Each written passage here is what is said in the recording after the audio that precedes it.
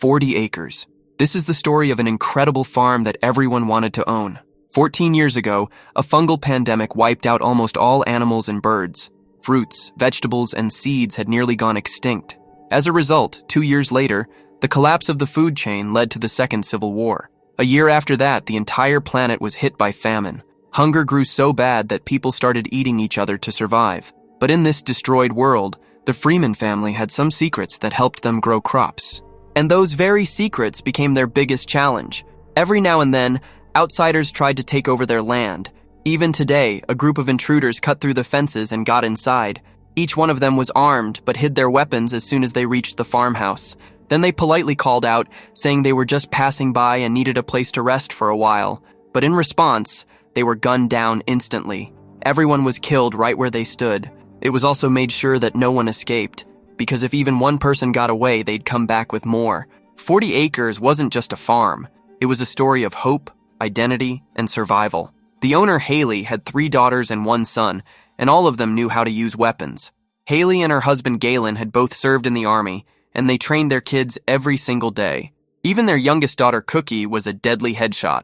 The oldest, Rain, loved sniping, while their son, Manny, was an all-rounder. The middle daughter, Danis, was skilled in close combat. Basically, the whole family was dangerous.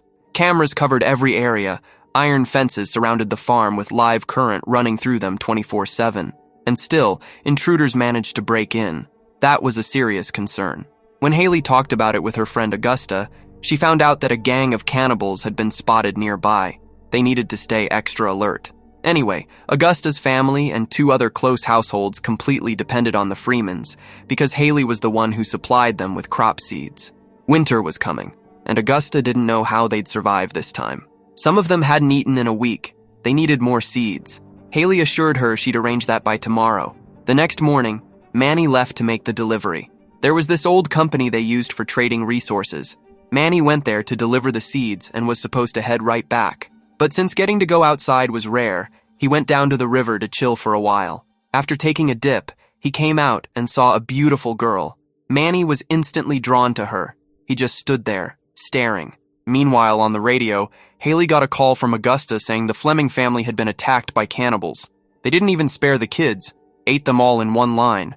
One of Augusta's scouts had witnessed it, which is why she sounded so sure. At such a dangerous time, Haley's husband and son were both away from home. Galen was out looking for resources when he came across a flipped vehicle. Looked just like Manny's. On the ground nearby were bullet shells and bloodstains. Galen scouted around for a bit and then returned home. He told Haley about what he saw. It scared the hell out of him at first, but when he got closer, he realized it wasn't Manny's truck. Galen also brought back some stuff for his daughters, pistols, spices, and a few other things he'd found in a bunker. Anyway, today was Danis's army training completion day, so they were going to celebrate. But deep down, everyone was still worried about Manny. That evening, Haley made Danis take an oath to protect her family, their colony, and the 40 acres. After that, they all celebrated hard. A while later, Manny finally came back, and his dad went straight to him to ask where he'd been. The two got into an argument. Turns out, Manny had followed that girl all the way to her colony. He spent the whole day watching her, then lied to his dad saying he got distracted and lost his way. That's why he was late. Meanwhile, Manny noticed the crop stalks being burned. He snapped at his mom, saying she could have given them to others who needed them. But his mom had no sympathy for outsiders. For the past 12 years, no one had ever given them anything. She wasn't about to risk their safety just to be nice. That night, Manny couldn't stop thinking about that girl. By morning, he quietly cut through the fence wire and slipped out. He went straight to the river where he'd seen her before. But when she wasn't there, he set up camp and spent hours sketching her face over and over. Basically, he'd turned into a lovesick fool while danger was closing in on them. And now, even Augusta wasn't responding on the radio. Haley decided to take a risk on purpose, because if their neighboring family could get attacked by cannibals, their turn might be next. So they armed up and headed out together to see what was really going on and how bad things were. First, they went to the company where they usually traded resources. There, Danis found some bodies hanging from the ceiling. As soon as there was movement, a few soldiers came out. Both sides pointed guns at each other, but then the soldiers dropped their weapons and said the Union had sent them to protect local farmers. Galen asked, "Weren't you guys assigned to guard the Flemings' property? What are you doing here then?" here. The next second, Galen opened fire and took them all down. Augusta had already warned them the Fleming family had been attacked and killed, which meant these Union soldiers were actually cannibals in disguise. Staying there was too risky. They started grabbing whatever supplies they could, but one of the cannibals had been faking dead. He suddenly got up, shot Danis twice, and ran off. The Freeman family rushed her home as fast as they could. They treated her in the basement, but no one could tell if she'd survive. After that, Haley kept trying to reach Augusta again and again, but there was still no response. That same night, something else happened. Manny was on watch duty when he heard some noise outside the fence. It turned out to be the same girl he'd seen at the river. She was badly injured and begged Manny for help. Meanwhile, Haley gathered everyone and made it clear, until they heard back from Augusta, they had to stay alert day and night. She also warned that some of the cannibals might show up disguised as Union soldiers, so they couldn't trust anyone right now. But while all this was going on, Manny had secretly tied up that girl inside the barn. In the morning, he brought her food, water, and medicine, but she freaked out and attacked him. She thought Manny had kidnapped her. Manny tried to explain everything and told her if his mom found out about her, she'd be dead for sure. 40 acres is a huge area, and they were already short on people to keep watch. Now, with Manny gone from his post, it looked like someone had broken in. Haley immediately radioed Cookie and ordered her to monitor the movement in the South Zone, but Cookie wasn't at her post either. Then Haley ordered Rain to find her sister as fast as possible, get her back on the monitor, and take her own position too. Meanwhile, Manny stitched up the girl's wounds and told her the real reason she was being held there. He wanted to know where she came from and how she found out about their farm, because 40 acres was deep inside the woods, and no one could just stumble upon it. He wanted to know her real purpose and who attacked her, but the girl refused to say anything. Instead, she got angry and said she needed to find her family and that Manny had locked her up here. Hearing that, Manny untied her hands. Then she told him the truth. She came here only to use the radio so she could reach her family. Her Aunt Augusta had told her about this place and said the only people who could help her were the Freeman family. Slowly, the two started opening up to each other. The girl told Manny that she had seen him staring at her by the river and that he came back the next day just to see her again. So yeah, his secret was out. Both got a little shy, and that's where their bond started to grow. The mood was chill, they were lost in their own world, when suddenly Manny's parents showed up looking for him. Without thinking twice, Galen dragged the girl outside and locked Manny inside the barn. Manny begged them to stop, but his mom said only one thing: if you don't stay quiet, that girl's gonna die. After that, they started interrogating her. Out of fear, the girl told them everything. Her name was Dawn, and she was a nurse in the Union Army. She'd been sent with a team of 12 to help local farmers, but their group got attacked by cannibals. The biggest question was, how did she even know about the Freeman farm? Not even the Union knew about this place. That's when Dawn revealed that she was actually Augusta's niece. The story then jumps back 12 years to when we first meet Augusta. Back then, after the Second Civil War, Haley had returned to her hometown with her son. One evening, her car broke down in the middle of the road, and Augusta was the one who helped her out. Augusta used to crack dirty jokes just to make Haley laugh. Even on the radio, she'd talk wild and laugh out loud all day. Basically, the two of them shared a good bond. That night, after Haley's car broke down, Augusta gave her a ride home. But when they got there, they found out the entire Freeman family had been killed. Haley's first husband had also died in that massacre. But before dying, he hid his son Manny in the stable. That's how the kid survived. Manny got along well with his stepdad too, but right now he was completely out of control. He somehow broke out of the barn and radioed Augusta, telling her that her niece's life was in danger. There was some static on the other side, but no reply. Then Manny told his mom that maybe Augusta was in trouble and they needed to go save her right now. But his parents refused. Augusta was a Marine.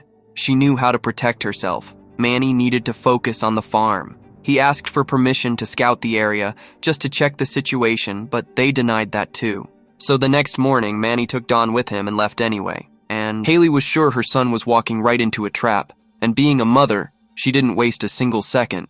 She left Galen in charge of the farm and went after her son. Meanwhile, Manny and Dawn reached Augusta's place.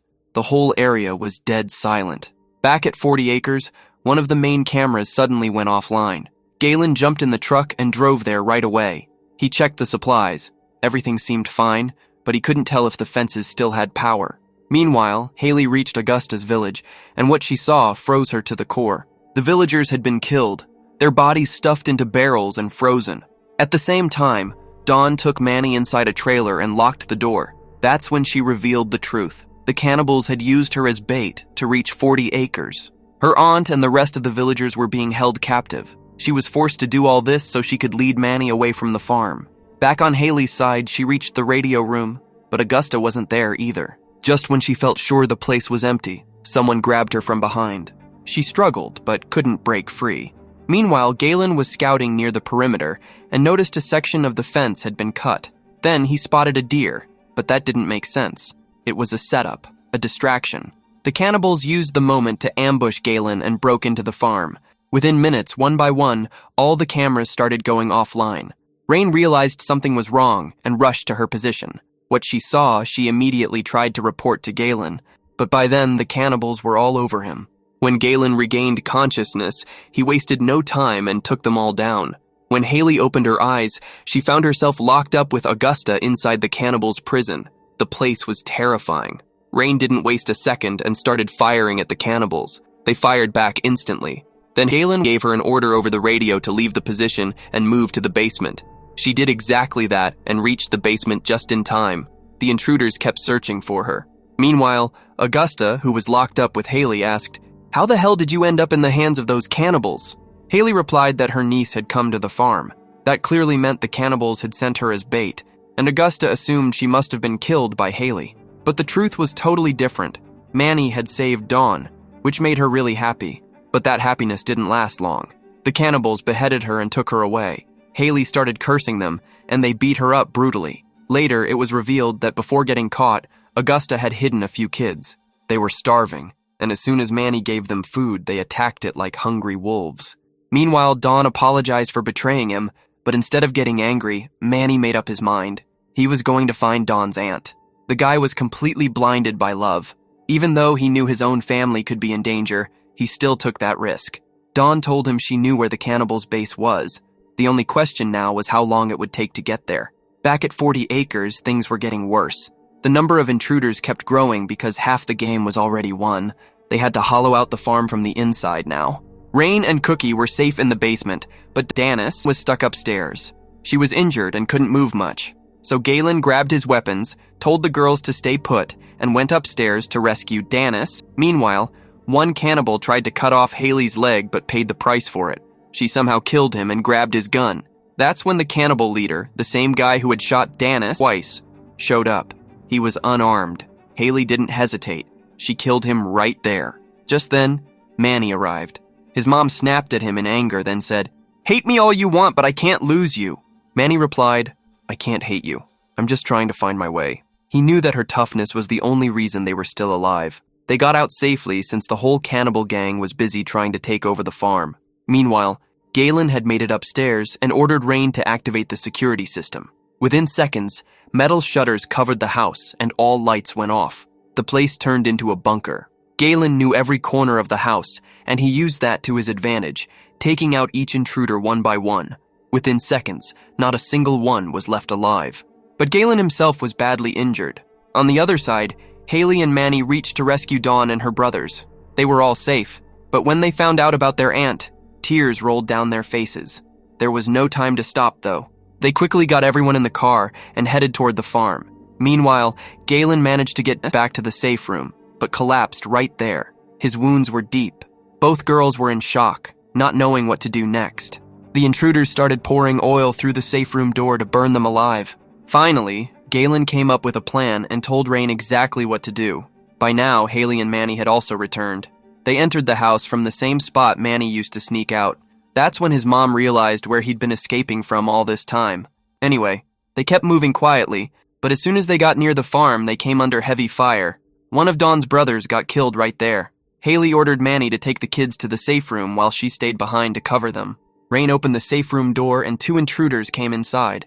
One of them held a knife to Danis's neck and started searching the whole place. It felt like Galen's trap might turn against them any second. While searching around, the female member of the cannibal gang reached the armory room. Galen was hiding there, waiting. The woman got distracted seeing all those weapons and seeds around. That's when Galen shot her. The other intruder didn't get a chance either. He was taken out instantly. Outside, the sound of gunfire echoed all over 40 acres. Countless intruders were chasing Haley. As long as her gun had bullets, she kept fighting. In the middle of it, she got hit too, but by then, she was close to the barn where she could hide. Manny was also surrounded by a bunch of intruders coming one after another. Fear was at its peak. No one knew which bullet had their name on it, but somehow they made it through and reached the safe room. Seeing her alive made Rain really happy, but spotting strangers with her pissed her off. Dawn stepped in right away and calmed the situation. She was a nurse and could treat Galen. Meanwhile, Manny went out to bring his mom back, but she was already trapped inside the barn, surrounded by many intruders while bleeding badly. Still, she wasn't easy to take down. Even though she was out of bullets, she had her knife, and she knew how to fight like a soldier. She took out several of them one by one, getting covered in her own blood. Then one intruder managed to overpower her, and just as he was about to kill her, Manny riddled him with bullets. Haley didn't think she'd survive, so she quickly asked about the kids. She wanted to die peacefully. Manny told her all his sisters were safe, but in all that chaos, Haley forgot one thing: to tell Manny to stay inside the safe room. Saying that, she started losing consciousness. That's when Manny finally realized his mom would go to any extent to protect them, and she actually did. Anyway, he soon got over the shock. They started farming again, but the biggest twist came when it turned out Haley had survived. Now, one question everyone probably had in mind was how the Freeman family's farm, 40 acres, was still green and fertile like some miracle, while the rest of the world had turned barren. The movie doesn't give a direct answer, but it does hint that the Freeman family had been taking care of that land for generations using traditional methods. They never relied on modern technology or genetically modified seeds. That suggests the old ways might have been fungus resistant. To keep the mystery alive, the movie never reveals exactly how the farm survived. That adds to the suspense, because while the outside world is destroyed, this place still stands fertile and safe. And that's exactly why outsiders want that land so badly. Basically, the entire story rests on this one idea. When everything's gone to hell, there's still one small piece of hope left: 40 acres. So guys, that was the story of the movie 40 Acres. Hope you liked it.